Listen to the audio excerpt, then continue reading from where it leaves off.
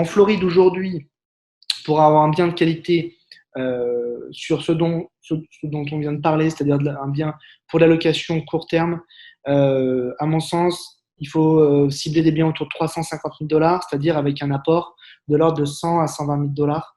Voilà. Après, on peut aller sur des biens qui vont être inférieurs en prix, mais qui sont plutôt destinés à de la location long terme. Donc, on sera plutôt sur du rendement autour de 8%. Et donc là, on n'aura pas la piscine, donc des biens qui sont autour de 300 000 dollars.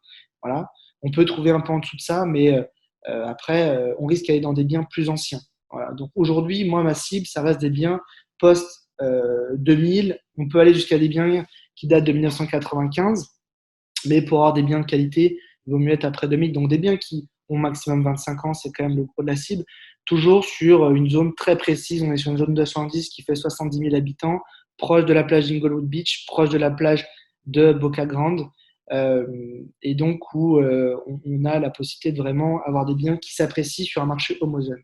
Donc, on va dire 80 000 dollars d'apport pour une maison pour la location au long terme et plutôt 100, 120 000 dollars pour la location court terme avec une maison là, qui sera un peu plus haut de gamme, notamment qui aura une piscine.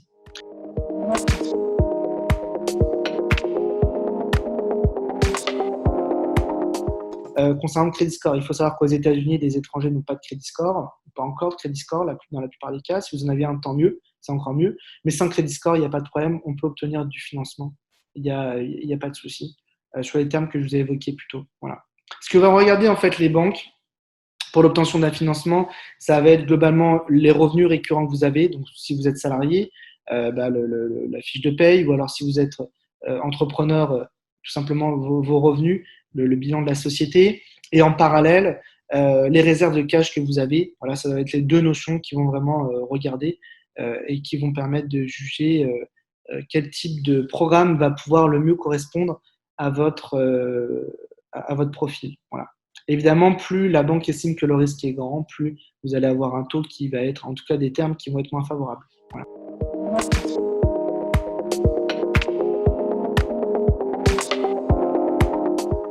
Alors ça dépend des termes du programme. Effectivement, ça peut arriver que dans certains programmes, vous ayez une pénalité de prépaiement. Généralement, c'est un pourcentage de l'emprunt. Ce que je vois généralement, c'est 2% maximum de l'emprunt qui sera en pénalité. Dans certains cas, ça peut valoir le coup quand même de vendre ou de refinancer son bien, même s'il y a une pénalité. Tout ça, ça se calcule. Évidemment que la plupart des choix que l'on doit faire doivent plutôt être orientés sans pénalité de prépaiement pour cesser un maximum de flexibilité.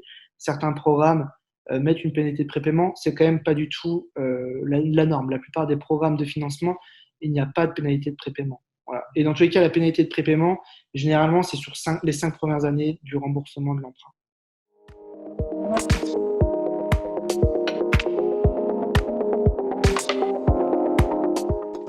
Alors, c'est une zone que je connais moins. 260 000 euros sur une maison, clairement, en tout cas sur Fort Lauderdale, que je connais. C'est la région que je connais le plus. À mon avis, vous allez dans des quartiers qui vont être des quartiers de classe C, donc des quartiers où moi, je n'irai pas, où je ne conseillerais pas d'aller. Vous allez aller sur des biens qui vont être plus anciens. Après, bon, il y a le côté lifestyle que je peux comprendre sur la côte est de la Floride, mais ma recommandation, c'est qu'à 260 000 euros, aujourd'hui, c'est un budget sur lequel vous pouvez acquérir un bien qui est de qualité de l'autre côté, sur la côte ouest, notamment sur South County, qui va pouvoir vous rapporter de l'argent. Sur la question du visa que vous avez, ça ne vous permettrait pas d'avoir un visa, notamment visa investisseur E2, de faire un investissement dans l'immobilier, en tout cas sur une seule acquisition. On peut avoir un visa E2 entrepreneur investisseur quand on investit dans l'immobilier, mais si on fait un volume d'investissement qui est beaucoup plus important, où on va pouvoir montrer en fait à l'administration américaine que l'on va tout simplement créer une vraie structure pour développer de l'immobilier, où vous allez avoir un rôle actif à jouer. Parce qu'autrement, l'administration considère que vous pouvez faire gérer votre bien par une société tierce. Donc, l'immobilier ne fonctionne pas pour le visa dans ce cas-là. Mais 260 000 euros, Vanessa, je pense que oui, vous pourrez trouver des choses sur les zones que vous mentionnez, mais voilà, ça sera aujourd'hui le bas du panier. Alors que si vous allez en face sur la côte ouest de la Floride, notamment le marché où je suis actif, là, on pourra trouver des choses qui seront vraiment très intéressantes, qui prendront de la valeur, qui seront des biens de qualité. Vous aurez aussi une maintenance qui sera moins importante parce que quand je parle du bas du panier, il y a le quartier, donc ça agit sur la prise de valeur du bien, mais il y a aussi la qualité du bien. Quand on part sur des biens anciens, il faut vous attendre à avoir des notes de manière récurrente sur la maintenance du bien. Voilà, à mon sens.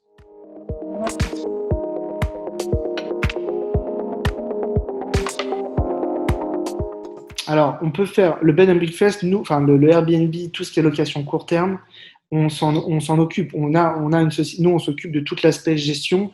On a, on a une équipe de cleaning, on a une équipe pour tout ce qui est entretien extérieur, le landscaping, on a une équipe pour l'entretien des piscines, on a du personnel qui est détaché toutes les semaines qui va frapper à chaque porte pour voir si tout est OK avec les guests, qui s'occupe de sortir les poubelles, de rentrer les poubelles, ces petites choses auxquelles on ne pense pas. On a une équipe qui met en place tous les contrats d'eau, d'électricité, qui s'occupe de meubler le bien. Donc tout ça, on peut le faire, bien sûr. Maintenant, en bed and breakfast, ça ne marche pas pour, euh, pour un visa, si c'est encore le but de la question. Ça ne marche pas pour la mise en location, la mise en location court terme ne marche pas pour le visa investisseur. Ça, c'est certain. En tout cas, pas sur un seul bien. Si vous avez un parc de 10 biens, oui, là, dans ce cas-là, vous dites, on va montrer les chiffres à l'administration en disant, voilà, j'ai mon, voilà les chiffres que je fais déjà. Maintenant, je reprends la gestion. Et là, oui, ça peut se monter. Je prends un bureau, je monte ma gestion, j'emploie du monde, j'emploie un salarié pour aller gérer mes biens. Oui, là, ça peut le faire, mais sur un parc de biens plus important. Merci à tous, en tout cas, de m'avoir écouté sur cette présentation, sur ce webinar. Et puis, si vous avez des questions, encore une fois, ou eh bien, vous voulez avancer sur un projet d'investissement, n'hésitez pas à me contacter. On pourra reprendre une consultation téléphonique ou une vidéoconférence plus précise. Si vous avez un projet, l'adresse, je la remets, contact@investir.us.